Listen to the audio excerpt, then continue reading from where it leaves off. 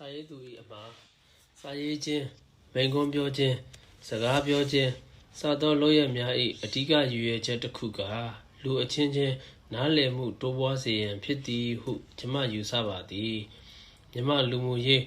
နိုင်ငံရေးနှင့်ဒီမိုကရေစီအရေးတို့ကိုကမ္ဘာကပုံမ၍သိရှိနားလည်စေရန်ရည်ရွယ်၍ဤစာအုပ်ပါ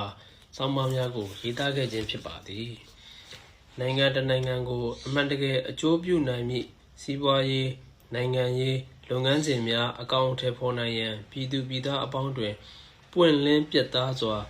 သုံးသပ်ဝေဖန်ပိုင်ခွင့်နှင့်အသည့်အမြင်အတွေးအခေါ်များကိုလွတ်လပ်စွာဆွေးနွေးဖလှယ်ပိုင်ခွင့်များရှိရမည်ဟုလည်းကျွန်မယုံကြည်ပါသည်1988-89ခုနှစ်များအတွင်းကျွန်မပြောကြားခဲ့သောမိန့်ခွန်းများနှင့်သတင်းစာရှင်းလင်းပွဲများ၏ဥတီချက်သည်ဒီမိုကရေစီသဘောတရားများနှင့်ဒီမိုကရေစီစနစ်ကိုတည်ထောင်လိုသူတို့၏အတွေးအခေါ်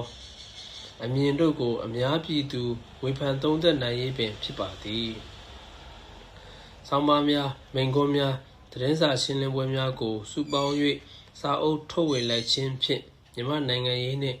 ဒီမိုကရေစီရေးများကိုနားလည်သုံးသပ်လိုသူများအတွက်အထောက်အကူဖြစ်နိုင်မည်ဟုမျှော်လင့်ပါသည်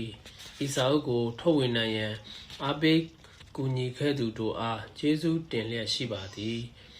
များပြားလှသောအလုပ်တာဝန်များကြားမှစေတနာပြေဝစွာဖြင့်အဓိကဘာသာပြန်သူအဖြစ်၎င်းစာတီးဖြတ်သူအဖြစ်၎င်းဆောင်ရွက်ခဲ့သည့်ဒေါက်တာအောင်ခင်လန်ဒန်ကိုအထူးကျေးဇူးတင်ရှိကြောင်းဖော်ပြအပ်ပါသည်အောင်ဆန်းစုကြည်စာတီး၏အမှား1လွန်ခဲ့သော8နှစ်ခန့်1985ခုနှစ်ကဖြစ်သည်နင်းထူထပ်စွာကြာနေသည့်ထိုနှစ်ဆောင်းရာသီတစ်နေ့တွင်ဒေါ်အောင်ဆန်းစုကြည်နှင့်ပထမဆုံးအကြိမ်ကျွန်တော်တွေ့ဆုံခဲ့ရသည်ထိုစဉ်ကအင်္ဂလန်တွင်ရန်ကုန်တက္ကသိုလ်မှလို့ဖော်ကိုင်ဖက်ဟောင်းသမိုင်းဆရာမများရောက်ရှိနေကြဖြစ်သဖြင့်အောက်စဖို့တက္ကသိုလ်တွင်တနေ့စုဝေးကြသည်ထိုနေ့၌ပင်ဒေါ်အောင်ဆန်းစုကြည်တို့ဇနီးမောင်နှံကသူတို့အိမ်တွင်လက်ဖက်ရည်ပွဲပြင်ဆင်ထားသဖြင့်ကျွန်တော်တို့သမိုင်းအုပ်စုသွားကြသည်ကျွန်တော်နှင့်ကျွန်တော်ဇနီးအပါအဝင်အားလုံးဧည့်သည်8ယောက်ရှိ၏ဒေါ်စုကိုယ်တိုင်လှုပ်ထားသောကိတ်မုန့်များစားတောက်၍တပျော်တပါးရှိလာသည်ကျွန်တော်သည်ဒေါ်စု၏ခင်ပွန်းဒေါက်တာမိုက်ကယ်အဲရစ်နှင့်သာစကားပြောရသည်များပြီးဒေါ်စုမှမူအမျိုးသမီးဝိုင်းတွင်လက်မလည်နိုင်အောင်အခမ်းရင်းစကားလက်ဆုံကြနေသည်ကများ၏ဒေါ်စုတို့အိမ်မှာအတော်လေးကျယ်ဝန်းသည်ဟုဆိုနိုင်တော်လဲကလထိုင်များစပွဲများနှင့်စာအုပ်စင်များကလွဲ၍ကျွန်တော်ဘာမှမတွေ့မီလင်မယားနှစ်ယောက်စလုံးရိုးရိုးကိုကိုနှင့်စာပေလိုက်စားကြသူများဖြစ်သည်ဟု၍သာကျွန်တော်စိတ်ထဲ၌မှတ်ချက်ချမိသည်နှစ်ထိုနေ့တွေ့ဆုံပြီးနောက်ပိုင်းကျွန်တော်နှင့်ဒေါ်စုတို့ဇနီးမောင်နှံလုံးဝအဆက်အသွယ်မရှိသလောက်ဖြစ်သွားသည်1988ခုနှစ်ရောက်မှမြန်မာပြည်ဒီမိုကရေစီအရေးတော်ပုံတွင်ဒေါ်စုဇောက်ချ၍လုတ်ကင်နေသည်များကိုသတင်းစာများတွင်ဖတ်ရသည်လူကြုံများနှင့်ပါလာသောဗီဒီယိုအခွေများတွင်လည်းဒေါ်စုကိုတွေ့ရသည်ကျွန်တော်သည်မဆလာခေတ်တွင်ဆက်ဆုပ်ယွန်ရှာပြီးမဆလာတန်ကိုလည်းမခံနိုင်တော့သည့်အစုံနိုင်ငံခြားထွက်လာခဲ့သူဖြစ်သည်ဒေါ်စုမှမူလွတ်လပ်ရာနေရာမှအမိနိုင်ငံသို့ပြန်ရင်းမိမိ၏ယုံကြည်ချက်အတိုင်းဒီမိုကရေစီထွန်းကားရေးအတွက်တိုက်ပွဲဝင်ရုန်းကန်နေသူဖြစ်သည်ဒေါ်စုကိုရိုးသားဖြောင့်မတ်သိမ်မွေ့သောအင်ရှင်မတဦးအဖြစ်သာသိရှိထားခဲ့သဖြင့်ရေရှည်တိုက်ပွဲတွင်ခံနိုင်ရည်ရှိပါမလားဟုအစတွင်ကျွန်တော်တန်တရားဖြစ်မိသည်သို့သောဒေါ်စုဦးဆောင်သည့်ဒီမိုကရေစီတိုက်ပွဲအချိန်ကြာလာသည်နှင့်အမျှထိုတန်တရားစိတ်တို့လွင့်စင်ကွယ်ပြောက်တော့သည်3ဒေါ်စုအင်္ဂလိပ်ဘာသာဖြင့်ရေးသား၍ခ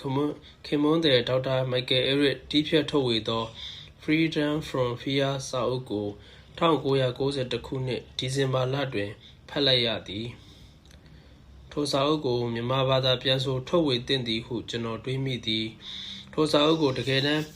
မြန်မာပြန်ရာတွင်ကျွန်တော်အဓိကအခန်းမှပါဝင်လာရမည်ဟုထိုစဉ်ကမထင်မှတ်ခဲ့ပါကျွန်တော်နောက်ဆုံးမြန်မာပြန်ဆိုရေးသားထုတ်ဝေခဲ့သည့်အတွေ့အကြုံမှာ 1982ခုနှစ်ကဖြစ်သည်နှစ်ပေါင်း20ကျော်ခန့်မြန်မာပြန်ထုတ်ဝေသည့်အလေးအထားပြက်လက်နေခဲ့သဖြင့်အစတွင်ဒေါ်စုစာအုပ်ကိုမြန်မာပြန်ရန်မဝတ်မရဲဖြစ်မိတော်လဲမြန်မာတိုင်းရင်းသားတိုင်းဖတ်ရှုသင့်သည့်စာအုပ်ဟုယုံကြည်သည့်အတွက်အတတ်နိုင်ဆုံးအားထုတ်ပြန်ဆိုခဲ့ရသည်အထူးသဖြင့်မြန်မာစာဖတ်ပရိသတ်အတွက်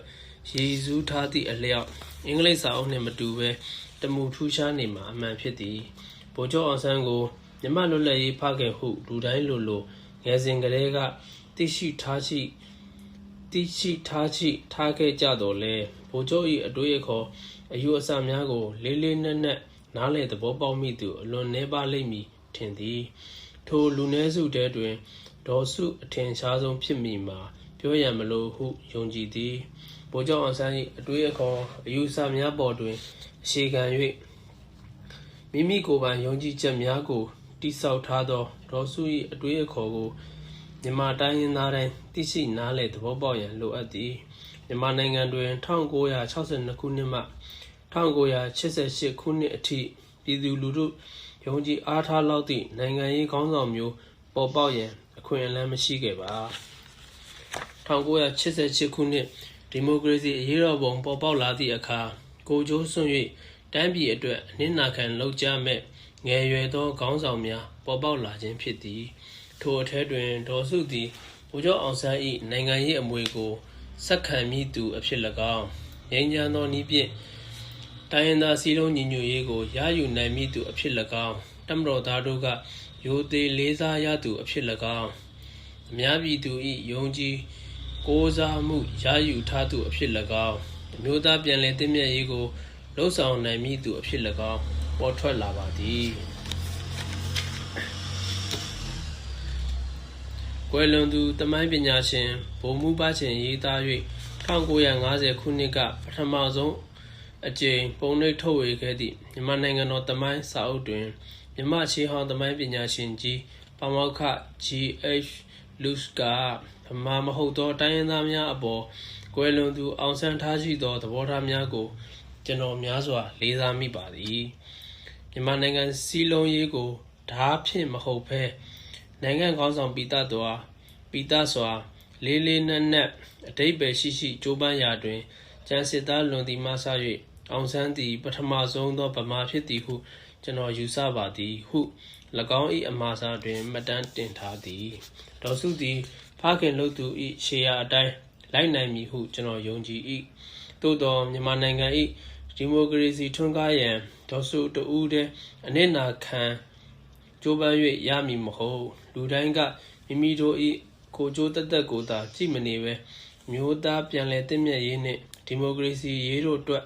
တတ်နိုင်တဲ့၍တာဝန်တည်သည့်ပါဝင်ကူညီမှသာမြန်မာနိုင်ငံတွင်ဒီမိုကရေစီထွန်းကား၍စစ်မှန်သောတိုင်းရင်းသားစည်းလုံးညီညွတ်ရေးကိုရရှိနိုင်မည်ဖြစ်သည်စာအုပ်ပါအသုံးအနှုန်းများကိုနေ့စဉ်သုံးမြန်မာစကားနှင့်အနည်းဆက်ဆုံးဖြစ်စေရန်ရည်ရွယ်ထားသဖြင့်ဥပမာကျွန်တော်ဟူသောစလုံးပေါင်းကိုမသုံးပဲကျွန်တော်ဖြင့်အစားထိုးသုံးစွဲထားသည့်မူရင်းမြန်မာစကားတွင်မိမိ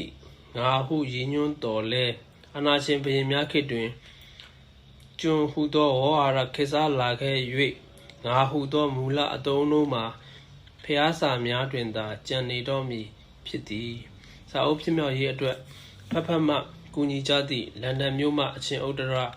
ဦးစိန်ကျော်လိုင်နှင့်အခြားမြန်မာပြန်ဆိုကူညီသူများအားအထူးလိုက်လဲစွာကျေးဇူးတင်ရှိပါသည်မြန်မာပြန်ဆိုရာ၌တစုံတရာချွတ်ယွင်းမှုရှိမည်ဆိုလျှင်ကျွန်တော်တွင်သာတာဝန်ရှိပါသည်ဒေါက်တာအောင်ခင်လန်ဒန်9 ရက်9လ1993